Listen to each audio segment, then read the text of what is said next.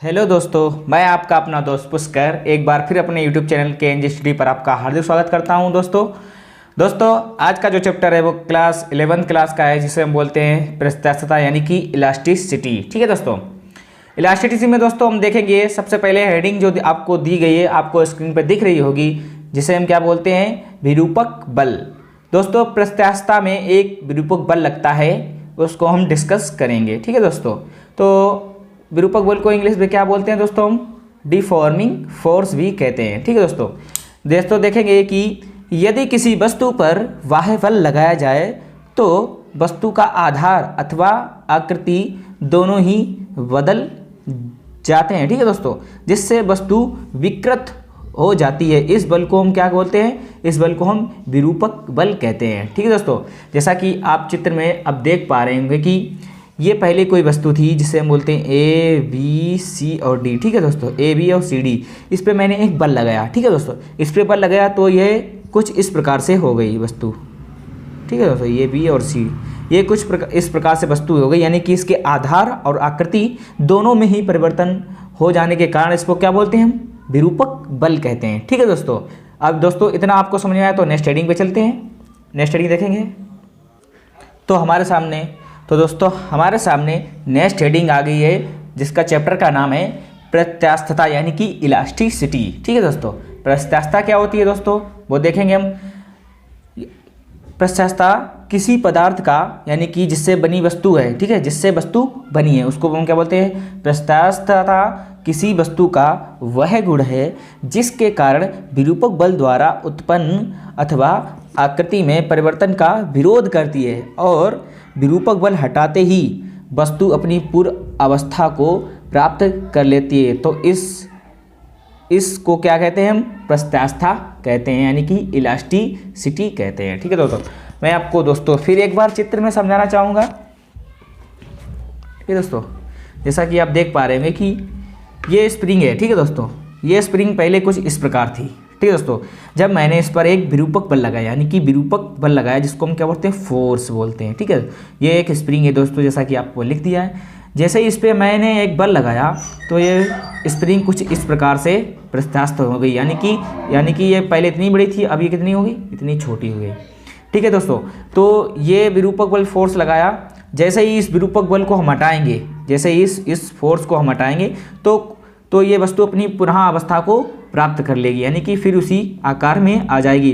तो इस गुण को हम क्या बोलते हैं, प्रत्यास्थता की सीमा कहते हैं। ठीक है दोस्तों,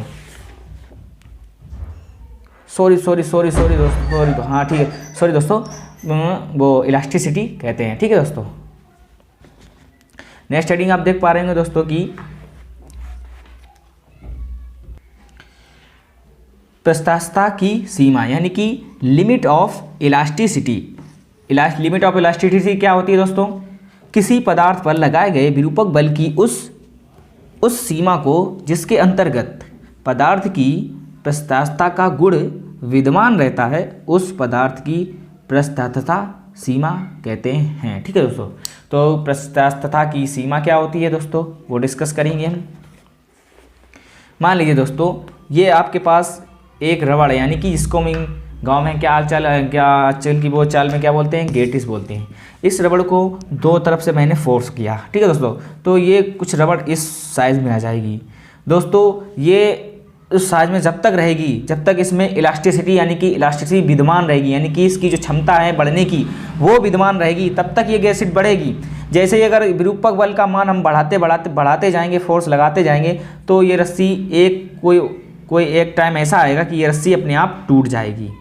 तो यानी कि जब तक ये वस्तु अपनी आकृति में बदलाव करती रहेगी, जब तक ये एक दूसरे से पॉइंट अलग नहीं होंगे, तब तक उस गुण को क्या बोलते हैं, प्रत्यास्थता की सीमा। जैसे ही ये वस्तु हट जाएगी, यानी कि जैसे ही इसकी प्रत्यास्थता खत्म हो जाएगी, तो ये वस्तु अपने आप से टूट जाएगी। ठीक है दोस्तों, देखते हैं नेक्स्ट हेडिंग। इतना समझ में आया दोस्तों, चलते हैं नेक्स्ट हेडिंग में।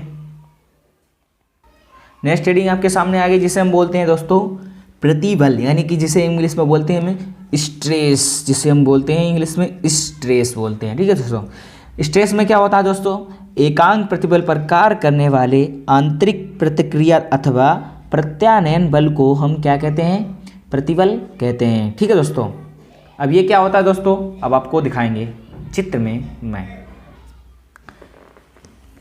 चित्र में जैसा कि चित्र में आप दोस्तों देखेंगे कि ये एक कोई छड़ है। ठीक है दोस्तों, ये कोई छड़ है और ये इसका एरिया है, यानी कि जिसे हम बोलते हैं ए। ठीक है दोस्तों, इस पर एक प्रत्यानयन बल यानी कि एक बल F लगाएंगे इस पर। ठीक है दोस्तों, तो ये बल जो कार्य करेगा इस तरफ और इसके आंतरिक प्रतिक्रिया बल भी काम करेंगे, यानी कि जो इसको इस तरफ बनाने का प्रयास करेंगे, इस तरफ बढ़ाने का प्रयास करेंगे, यानी कि वो रोकेगा कि आप भैया मत जाओ। ये बल कहेगा कि नहीं, ये बल कहेगा कि नहीं हमें जाना ही है। यानी कि ये आंतरिक प्रतिक्रिया बल हो गया और ये प्रत्यानयन बल हो गया। तो इन दोनों प्रतिबल को हम क्या बोलते हैं, हम इसको बोलते हैं प्रत्यानयन बल और इसको बोलते हैं आंतरिक बल। तो दोस्तों आप देखेंगे कॉपी में कि यदि किसी खंड के अनुप्रस्थ काट का क्षेत्रफल a हो तो तथा उसकी अनुप्रस्थ काट के लंबवत दिशा में लगने वाले बल F हो तो प्रतिबल बराबर क्या क्या हो जाएगा, F/A। और प्रतिबल यानी कि F का मात्रक जो होता है वो क्या होता है, न्यूटन होता है। बल का मात्रक न्यूटन होता है और एरिया का मात्रक क्या होता है, मीटर स्क्वायर होता है दोस्तों। F का जो बीमा होती है ml/t-2 होती है और मीटर की L स्क्वायर होती है। तो L से एक L कैंसिल हो जाएगा तो आपकी बीमा निकल के क्या आ जाएगी दोस्तों, ml-1t-2। ठीक है दोस्तों, चलते हैं नेक्स्ट हेडिंग में दोस्तों। तो दोस्तों आपके सामने एक नई हेडिंग आ गई जिसको हम क्या बोलते हैं, विकृति, जिसे हम विकृति कहते हैं। तो दोस्तों विकृति क्या होती है, व्हाट इज दिस विकृति। तो दोस्तों किसी वस्तु के आकार में होने वाले परिवर्तन को क्या बोलते हैं दोस्तों, विकृति कहते हैं। ठीक है दोस्तों, तो दोस्तों किसी वस्तु के आकार में होने वाले परिवर्तन को विकृति कहते हैं। ठीक है दोस्तों, मान लीजिए ये वस्तु कोई A और B थी। ठीक है दोस्तों, ये वस्तु कुछ इतनी बड़ी थी। जैसे ही इस पर हमने एक फोर्स लगाया तो कुछ ये वस्तु कुछ इस प्रकार से बढ़ गई, यानी कि जो इतनी बढ़ गई आपकी। ठीक है दोस्तों, तो यानी कि किसी वस्तु के आकार में होने वाले परिवर्तन को हम क्या कहते हैं, विकृति कहते हैं। तो उसके आकार में कितना परिवर्तन हो गया, ΔL, यानी कि विकृति बराबर क्या हो जाएगा, यानी कि जो उसकी लंबाई में वृद्धि अपॉन प्रारंभिक लंबाई, जिसको हम हिंदी में बोलते हैं लंबाई में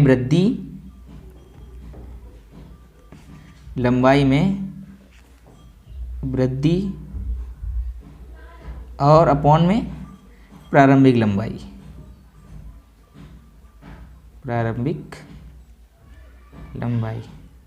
दोस्तों इन फार्मूलों को आपको याद रखना पड़ेगा ताकि मैं आपको जब न्यूमेरिकल कराऊं तो आपको आसानी रहे। ठीक है दोस्तों, तो ठीक है दोस्तों, विकृति क्या होती है आपने देख पाएंगे कि किसी वस्तु के आकार में होने वाले परिवर्तन को विकृति कहते हैं। ठीक है, विकृति कितने प्रकार की होती है, विकृति 3 प्रकार की होती है। ठीक है दोस्तों, विकृति 3 प्रकार की होती है। ठीक है दोस्तों, विकृति कितने प्रकार की होती है, विकृति आपकी 3 प्रकार की होती है। क्या क्या होती है, नंबर 1 क्या बोलते हैं हम, अनुदैर्ध्य विकृति, जिसे नंबर 1 क्या बोलते हैं, अनुदैर्ध्य विकृति। अनुदैर्ध्य विकृति क्या होती है दोस्तों, एकांक लंबाई में होने वाले परिवर्तन को अनुदैर्ध्य विकृति कहते हैं। अनुदैर्ध्य विकृति बराबर क्या आपको निकलेगा, ΔL/L, यानी कि वही जो आपको पहले मैंने बताया था, यानी कि एकांक लंबाई में ये कुछ पहले वस्तु इस प्रकार थी, अब मैंने इस वस्तु को इस प्रकार ले लिया, तो वही करना है जिस प्रकार आपको मैंने विकृति पहली बार समझाई। ठीक है दोस्तों, नेक्स्ट में बढ़ते हैं। दूसरी क्या है आपकी दोस्तों, आपका दूसरी है आयतन विकृति।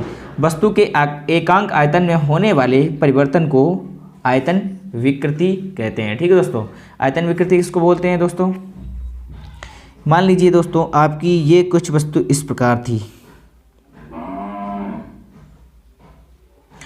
और इसमें ये जल भरा है। ठीक है दोस्तों, जब इसके आयतन में परिवर्तन हुआ तो ये कुछ इस प्रकार रह जाएगा जल, ये इस प्रकार जल रह गया। ठीक है दोस्तों, ये जल कुछ इस प्रकार रह गया, तो उसको क्या बोलते हैं, वस्तु के एकांक आयतन में होने वाले परिवर्तन को आयतन परिवर्तन कहते हैं। ठीक, जिसे हम बोलते हैं प्रारंभिक यानी कि जो उसके आयतन में परिवर्तन हुआ बटे प्रारंभिक आयतन। ठीक है दोस्तों। अब दूसरा देख पाएंगे, हेडिंग क्या है आपकी दोस्तों, अपरूपण विकृति। अपरूपण विकृति क्या होती है दोस्तों, किसी वस्तु की सतह के समानांतर विरूपक बल लगाया जाए, ठीक है दोस्तों, किसी वस्तु की सतह के समांतर विरूपक बल लगाया जाए पर उसका आयतन स्थिर रहे किंतु उसकी आकृति परिवर्तित हो, इस उत्पन्न स्थिति को अपरूपण विकृति कहते हैं। इस स्थिति को उत्पन्न स्थिति को अपरूपण विकृति कहते हैं। मान लीजिए दोस्तों, ये आपकी वस्तु कुछ इस प्रकार थी, ठीक है दोस्तों, जब इस पे एक यानी कि इस पे एक समानांतर यानी कि इसके समांतर एक विरूपक बल लगाया गया, ठीक है दोस्तों, तो ये वस्तु कुछ इस प्रकार थी, तो ये कुछ वस्तु इसके आए यानी कि जो उसकी क्या बोलते हैं इसको, आयतन, यानी कि जो इसका नीचे वाला आयतन है वो तो स्थिर रहेगा, ठीक है दोस्तों, उसकी आकृति में परिवर्तन हो जाएगा, यानी कि ये वस्तु कुछ इस प्रकार से हो जाएगी। तो जो उसके आकार में परिवर्तन हुआ तो उसको मानते क्या हम, डेल्टा एक्स। तो यानी कि उसको डेल्टा एक्स मानते, तो इसके बीच क्या बनना है, थीटा कोण भी बनना है, ठीक है दोस्तों, थीटा कोण बनना है, तो टेन थीटा बराबर क्या हो जाएगा, डी एक्स अपॉन एल, ठीक है दोस्तों, यानी कि जो कोण यानी कि जो वस्तु की आकृति में परिवर्तन हुआ है और यह प्रारंभिक उसकी लंबाई थी, तो उसके बीच जो बना कोण निकालेंगे तो वो इस प्रकार से इस फार्मूले से हम निकाल पाएंगे। तो दोस्तों आगे बढ़ेंगे तो देखेंगे नेक्स्ट हेडिंग क्या है आपकी, हुक का नियम, ठीक है दोस्तों। हुक का नियम क्या कहता है, हुक का नियम आपका क्या बोलता है,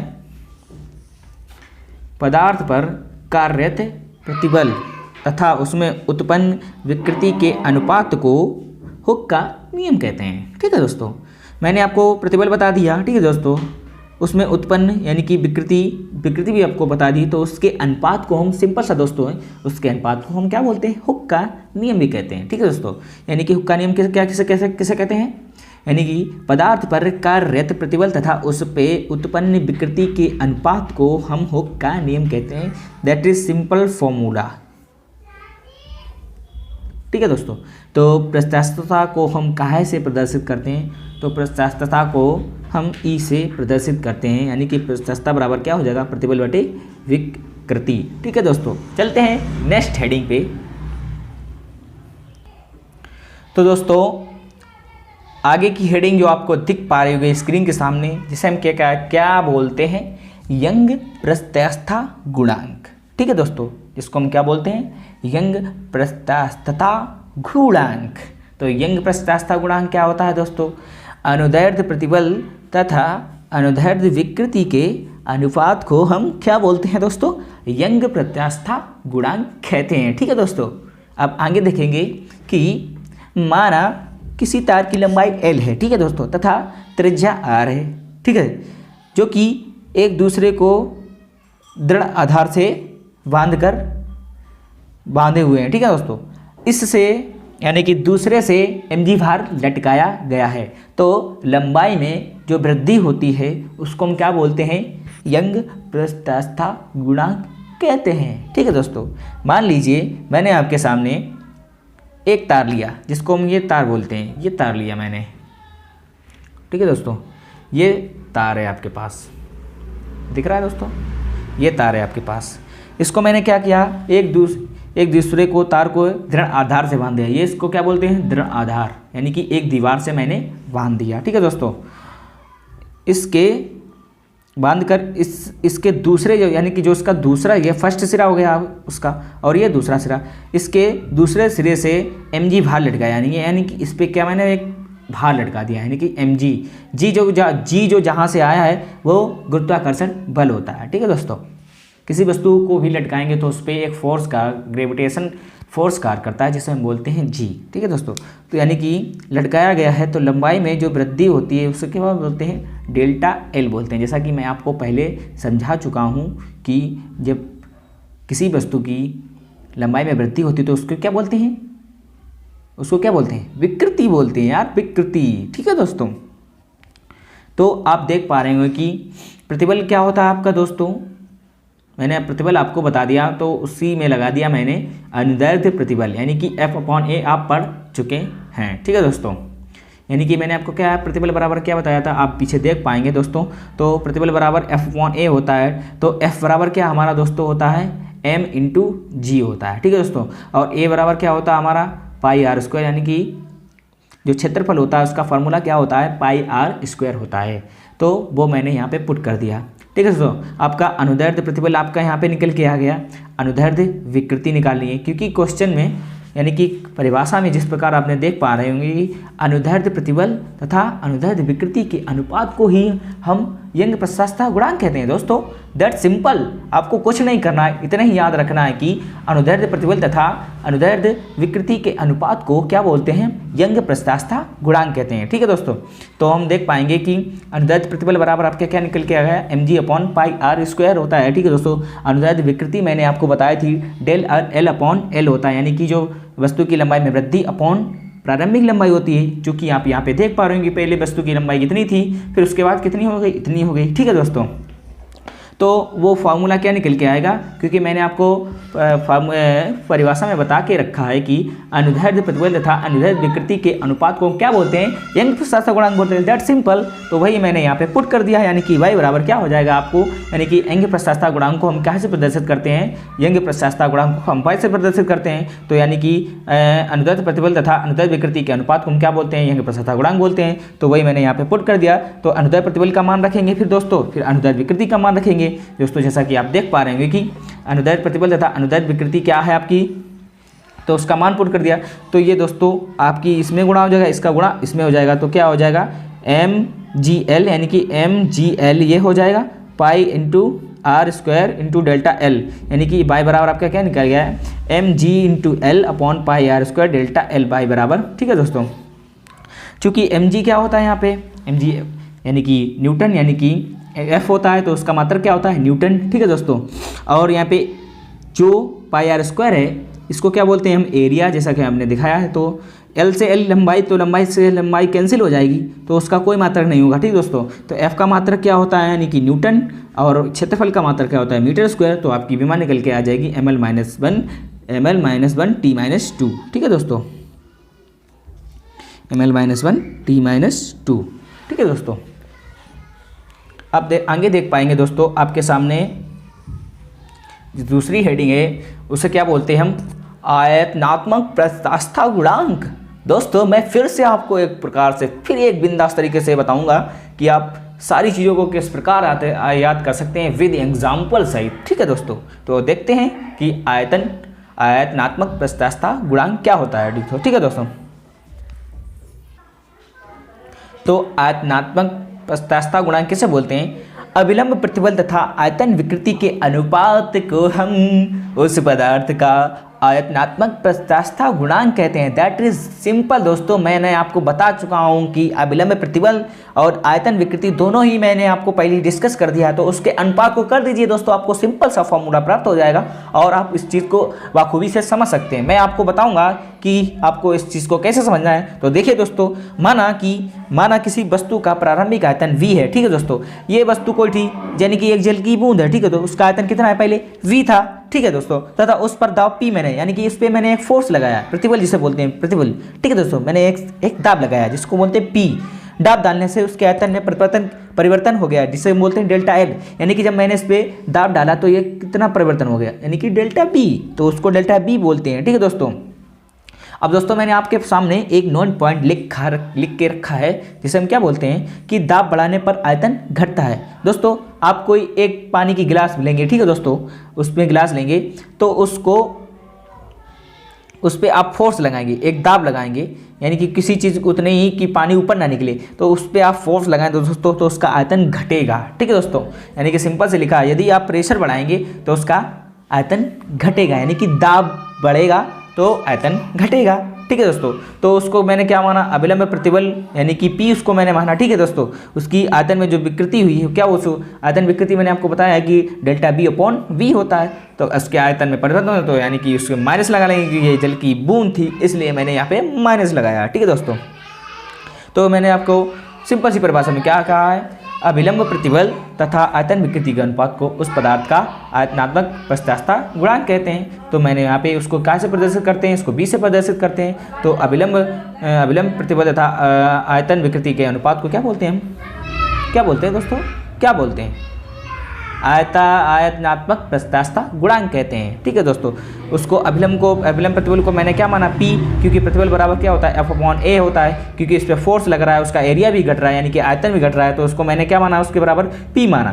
तो आपको फॉर्मूला, सिंपल सा फॉर्मूला क्या प्राप्त हो जाएगा, B बराबर माइनस, यानी कि ये V ऊपर चला जाएगा तो PV/ΔV, इसकी विमा वही रहेगी यानी कि ml-1T-2। ठीक है दोस्तों, V से V कैंसिल हो जाएगा, V से V कैंसिल हो जाएगा, तो न्यूटन यानी कि आपकी वही हो जाएगी।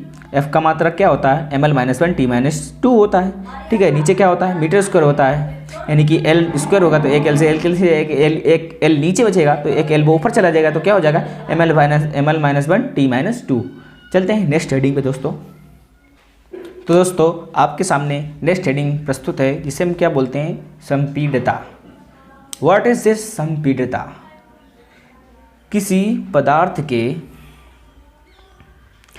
पदार्थ के आयतनात्मक प्रत्यास्थता गुणांक के व्युत्क्रम को क्या बोलते हैं, व्युत्क्रम को उस पदार्थ की संपीड्यता कहते हैं, जिसे हम वीटा से प्रदर्शित करते हैं दोस्तों, वीटा से प्रदर्शित करते हैं।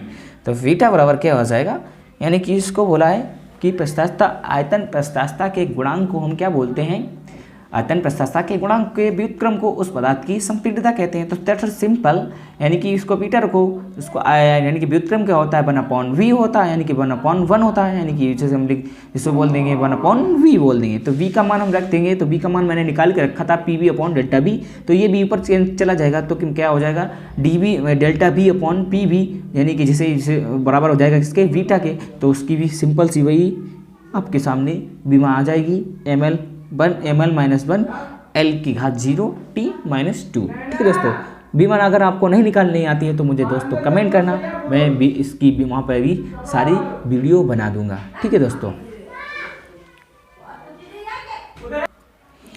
तो दोस्तों देखेंगे कि दृढ़ता गुणांक आपका क्या होता है, यानी कि अपरूपण प्रतिबल तथा अपरूपण विकृति के अनुपात को उस पदार्थ का दृढ़ता गुणांक कहते हैं। ठीक है दोस्तों, अपरूपण प्रतिबल क्या होता है, यानी कि स्पर्श रेखीय, यानी कि स्पर्श रेखीय जो बल लगे उसको क्या बोलते हैं, अपरूपण प्रतिबल बोलते हैं। ठीक है दोस्तों, अपरूपण प्रतिबल तथा अपरूपण विकृति के अनुपात को उस पदार्थ का दृढ़ता गुणांक कहते हैं। तो अपरूपण विकृति मैंने आपको बता दी पहले क्या होती है, tan थीटा बराबर Δx/Δl। ठीक है दोस्तों, तो थीटा बराबर क्या निकल के आ जाएगा हमारा, tan θ/dx/Δx/L।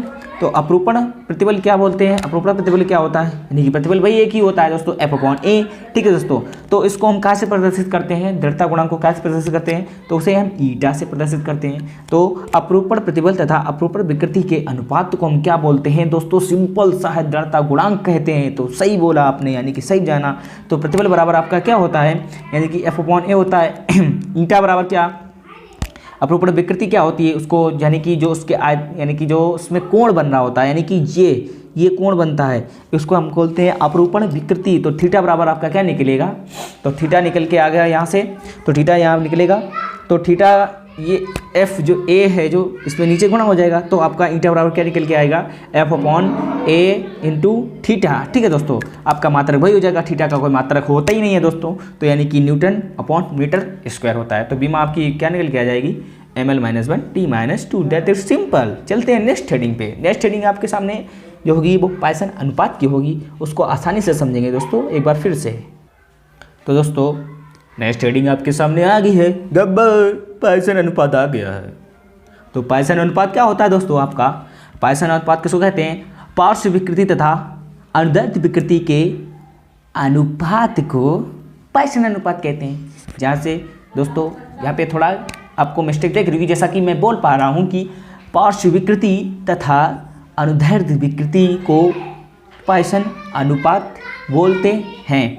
ठीक है दोस्तों, या तो ऐसे भी बोल सकते हैं, पार्श्व विकृति तथा अनुदैर्ध्य विकृति के अनुपात को पाइसन अनुपात भी कहते हैं। ठीक है दोस्तों, तो दोस्तों मैं आपको बताना चाहूँगा कि पार्श्व विकृति क्या होती है। व्हाट इज दिस पार्श्व विकृति।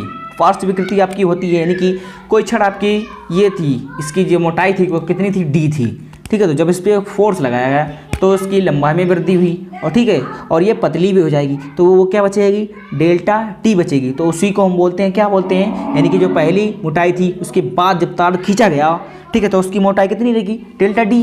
तो यानी कि आपकी डेल्टा डी अपॉन डी हो जाएगा, यानी कि जो आपकी इसमें परिवर्तन हुआ है आकार में और बटे जो आपका प्रारंभिक मोटाई थी वो हो गई, ठीक है। और अनुदैर्ध्य विकृति आप जानते हैं डेल्टा एल अपॉन एल, तो वही आपका इसको कहाँ से प्रदर्शित करते हैं हम, पाइसन अनुपात को कहाँ से प्रदर्शित करते हैं हम, इसको बोलते हैं sigma. What is this sigma, sigma से प्रदर्शित करते हैं इसको, ठीक है दोस्तों।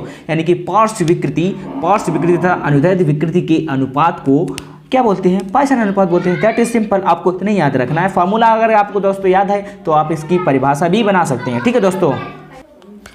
तो दोस्तों पार्श्व विकृति का फॉर्मूला आपके सामने रखा है और अनुदैर्ध्य विकृति का फॉर्मूला भी आप जानते हैं, तो उसको आपको यहाँ पे पुट करना है, सिंपल सा। इसका गुणा इसमें हो जाएगा और इसका गुणा इसमें हो जाएगा, ठीक है दोस्तों। तो आपका सिग्मा बराबर क्या निकलेगा, डेल्टा डी इंटू एल और डेल्टा हाँ ठीक है दोस्तों, और डी इंटू क्या हो जाएगा, डेल्टा एल, ठीक है दोस्तों। ठीक है दोस्तों, तो आपका सिंपल सा फार्मूला क्या निकल के आएगा, डेल्टा डी इंटू एल और डी इंटू डेल्टा एल, ठीक है दोस्तों। इसमें एक नोट पॉइंट ये है कि इसमें जो इसका मान होता है वो -1 से 0.5 के बीच होता है, परंतु वास्तव में इसका मान कितना होता है, 0 से 0.5 के बीच में होता है, ठीक है दोस्तों। तो दोस्तों आपका चैप्टर कंप्लीट हुआ। अगर आपको यह वीडियो हमारा पसंद आया तो इसको लाइक कीजिए, सब्सक्राइब कीजिए और बेल आइकन दबाइए और बच्चों तक शेयर कीजिए, ताकि इस वीडियो से कोई वाकिफ ना रहे, यानी कि फुल चैप्टर से कोई आपका वाकिफ ना रह जाए, ठीक है दोस्तों। थैंक्स फॉर वॉचिंग, धन्यवाद।